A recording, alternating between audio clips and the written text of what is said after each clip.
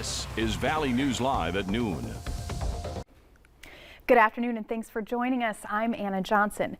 Crashes and slide-offs have been reported around the region due to slick roads. In the last few hours, there's been a number of jackknife semis and road closures. Now, eastbound I-94 between Evansville and Brandon is closed due to another jackknife semi.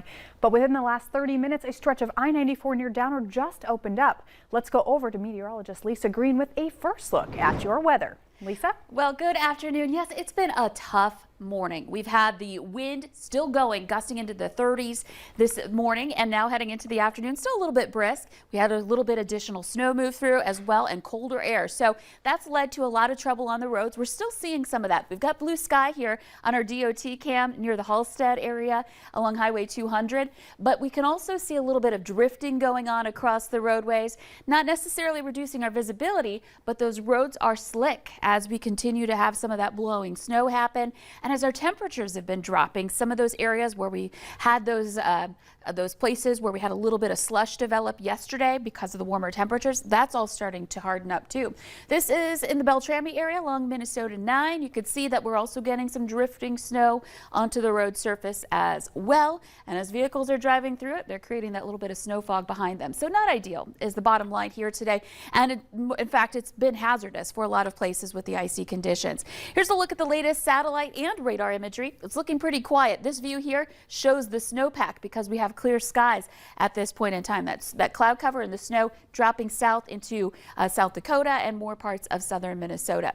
Our winds out of the north, they continue to be steady in the 20s in Grand Forks and Fargo. So we'll continue to have some of that drifting going on. Some gusts into the 20s down in those areas along I-94 where we've been having trouble with icy conditions on the roads. You can see our camera's still shaking in our planner here too. I mentioned the colder temperatures. You can see our numbers sliding through the rest of the afternoon, and then into tonight we're below zero. So we've got a cold Thursday night ahead, but some good news coming into Friday. We start to turn things around. So I'll have more on that. We'll continue to track those road conditions and the progress of this system coming up here in just a couple of minutes. Looking forward to that good news. Thanks so much, Lisa.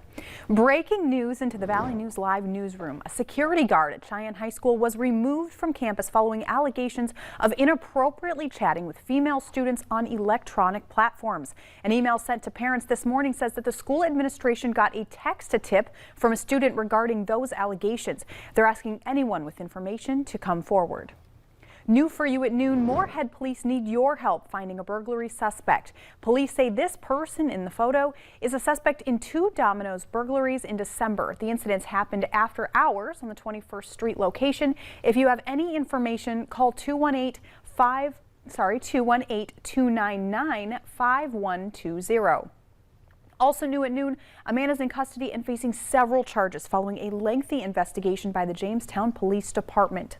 The police were notified about 2 weeks ago about a possible sexual assault involving a child. Christopher Muskie was arrested yesterday. The incident is still under investigation. Meanwhile, a North Dakota man was found guilty after court documents say he sexually exploited multiple children ranging in age from 1 to 6 years old. Documents say Derek Walker and his co-defendant Katie Heidinger produced images and videos depicting the sexual exploitation of young children. Heidinger pleaded guilty to sexual exploitation of a minor, and her sentencing is scheduled for March 16th. A sentencing date has not yet been set for Walker. A North Dakota man has been charged with endangering his disabled brother by leaving him dehydrated and hungry in a soiled bed. 33-year-old Dondaro Watts is charged with adult endangerment. Bismarck police arrested Watts at a home where he was believed to be dealing drugs, but they say he failed to tell officers that his quadriplegic brother was unattended and needed care as they took him to jail. The issue of whether George Floyd was suffering from the disputed condition of excited delirium on the day he was killed resurfaced at the federal trial of the former Minneapolis police officers charged with depriving him of his civil rights. A paramedic who testified yesterday said that he believed that Floyd was experiencing that condition based on what police told him when he arrived. But he also said that he did not observe that condition and Floyd was in cardiac arrest. Meanwhile, an off-duty firefighter also testified about her frustration that Floyd obviously needed help and was not getting it. Look for public safety to be the top priority Monday when the 2022 Minnesota legislative session begins. But even as Republicans and Democrats' proposals vary in scope and approach, There's at least one area that there might be agreement. Initiatives to get more law enforcement officers into the profession and keep them on the job. Senate Republicans want tougher penalties for carjackings and auto thefts, as well as mandatory minimum sentences for violent crimes committed with guns.